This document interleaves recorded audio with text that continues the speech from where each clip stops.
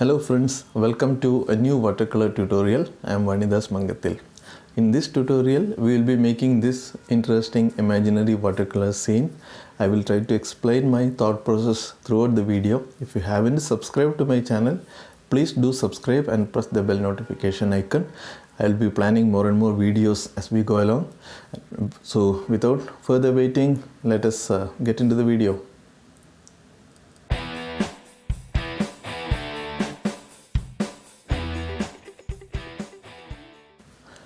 Here I am using a cold pressed watercolor paper 300 GSM, and I am wetting some part of the paper using a big flat brush, and I wanted to keep some leave some area white, paper white, because I wanted to keep some interest around that center area. So my initial idea would be to make some sort of a pathway or some stairs in the central area. So I am leaving some white spaces there, and the sky, I am painting the sky wet on wet with cerulean blue and maybe little bit of a gray there, Paynes gray a little bit, and I am a little bit more darker value on the left side, maybe the cool darker values. It's a sort of a cobalt blue and a very minor touch of Paynes gray. So more cobalt blue and very less of Paynes gray, and I wanted to let it merge wet on wet with the background. And on the right side, I am thinking to keep it little warm, and I really do not know what it is, but as of now it is just a shape. I am doing this just to get more clarity, and I wanted something to be surrounding that white area that we have left. So I wanted it to be a little darker as it comes down. So I have used little bit darker mix of burnt sienna and a little bit of orange. Okay, so at this point we got a big shape on the right and a small shape on the left, blue shape. So to compensate, I think we should do something on the left side as well. So I mixed little bit of Paynes gray and blue, cobalt blue there on the left side, and I think the brush contained some residues of burnt sienna, so it is little warmer as well. So I'm trying to define that white area like a climbing terrain, or maybe few steps. That is the idea I'm getting. A series of steps going into the deep, into the depth. So let us try to define that. So before that, let me complete the paper with some wash, so that we just leave the pathway as white, because that then gives some contrast. I think this is reasonably sufficient as a starting point for the background, and we have to see what we need to do. So I'm thinking to define some steps in that white that we have left. So let us make some very small narrow steps at the far end, and let us make just some horizontal lines, and the whites left in between will act as the top of those steps that will hit some light. So this suggests a series of steps. I think this went a little bit too dark. It shouldn't have been that dark. So the color I am using here is burnt sienna plus Paynes gray. I think the Paynes gray part went a little darker there. I would have preferred it less darker. Okay, so I think this is okay. So here I am using a Chinese calligraphy brush. It is a soft round brush with a good point. For the initial washes, I have used a synthetic flat brush. Okay, and I think one or two steps more, and we can then treat the steps as done. Right. So now as I'm coming down, I'm using slightly thicker pigment, and the paper is dry, so you are getting some texture because of the paint is thicker, and the paper is it is not fully dry, it is damp, I would say. And I have splashed some water to get some droplets on the paper falling, and then creating some texture. Right, so I think we are pretty much done with the first phase of it. Probably I wanted some more darker tones playing around, because then that will create some sort of more interest, I think. Some darker at that around the center area, and maybe we'll extend that darker tones to the top.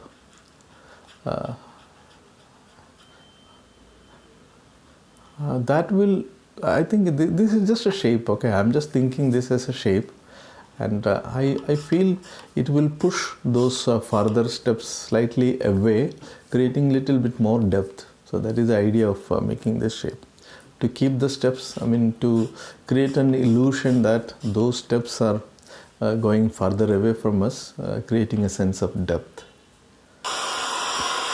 Now I'm drying it with a hairdryer.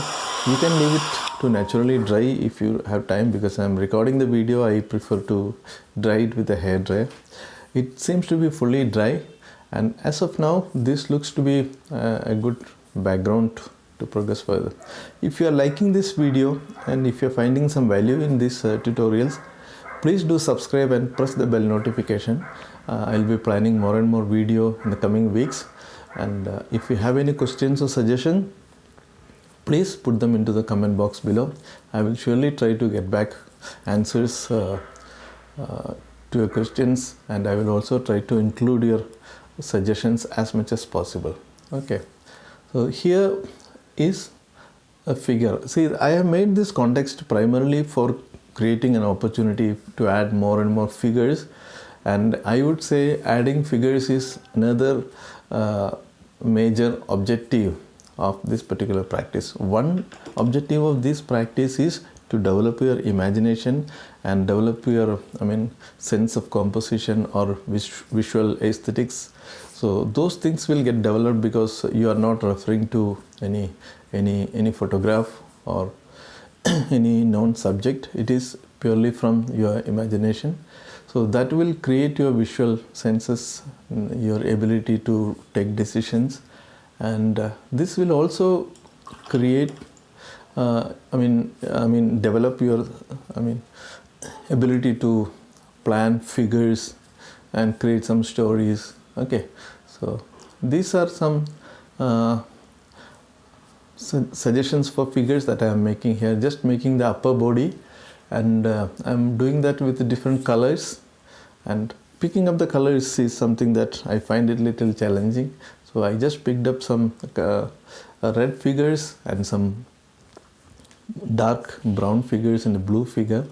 So you can select, you can pick your colors, and when you are suggesting these figures, the thing that you have to pay attention to is the sizes. Where the figures are placed is one important thing, and what are their relative sizes. Okay, because they should you should respect the perspective of figures when they are placed at different distance from you. Okay, these are some tiny figures, they are farther away. I could have made it little lighter tones, but I think that's okay.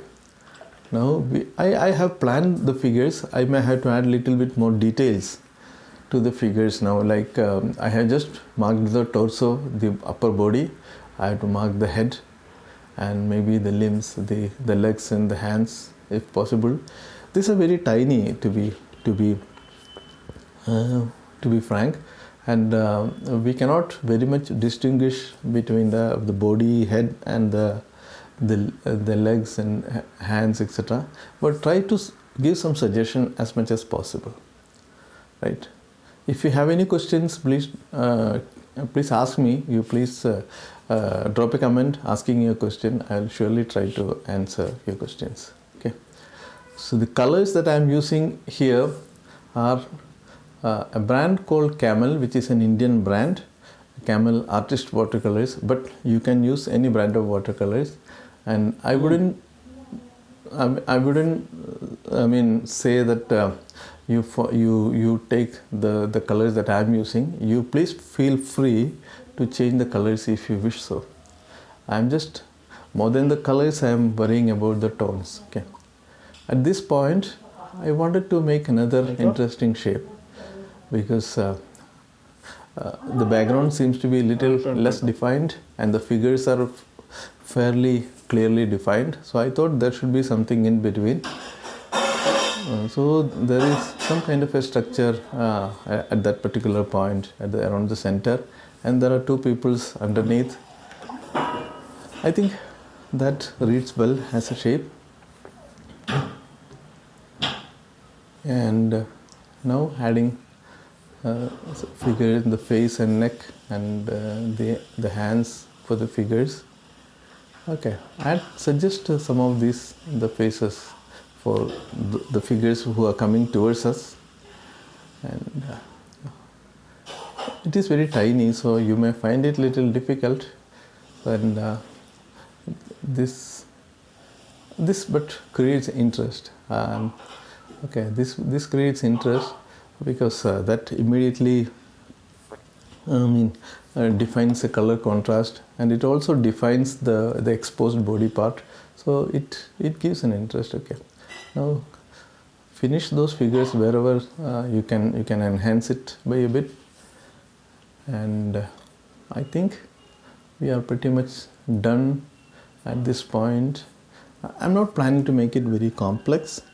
This is reasonably reading well in my view. We could have added more figures if required. If you wanted to practice, try to add a number of figures. Okay. So for this, I am using a round brush with a good point. The brand is Skoda Prado number 8 brush, and it's a synthetic brush with a good point. Okay, you don't have to specifically use this brush. You can use any brush, any brush with a good point.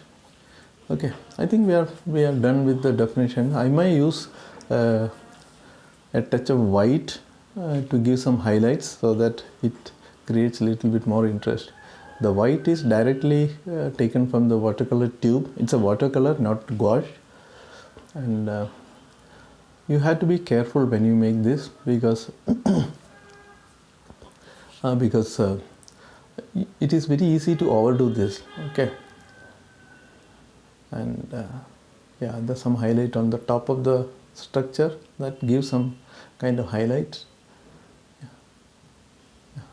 Very, very, very judiciously you have to apply this. Actually, I have a tendency to overdo, and I think if you keep using this, you will end up overdoing it. So try to keep this brush away as soon as possible. Okay, I'm just trying to make some touches here and there, some kind of interest, but I understand that I will have to stop it. Right, I think we are pretty much done now. Is there anything that I have to do? I think one figure, this particular figure, we can give some highlight, and now these figures are reading pretty well. I'm happy with these figures. I'm actually happy with the overall scene that we have created, and how we have progressed is we just came up with some initial very vague idea, and we acted upon that and made this particular image. So thank you very much for being with me, and I hope you had something to learn from this video. So without failing, please subscribe to my channel and press the bell notification. If you have any questions or suggestions, write them into the comment box below. I will surely try to address your suggestions and answer your questions. So thank you very much for watching this video, and we'll see you in the next video. Bye bye.